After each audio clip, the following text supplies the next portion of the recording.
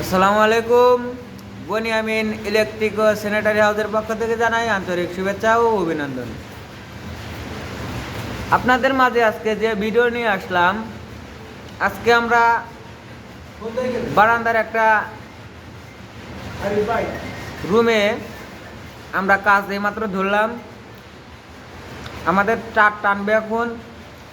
আমাদের সাথে আছে কে কে সেটা আপনাদের বলে দিচ্ছি। এখানে হচ্ছে সাকিব, এদিক দেখাও, কি অবস্থা? ভালো। রাকিব সাহেব, কি অবস্থা তোমার? রাকিব, এ রাকিব, কি করতেছো? তার টানতে যাও, দেখে শুনে কাজ করো, কারেন্টের শর্ট খাও না।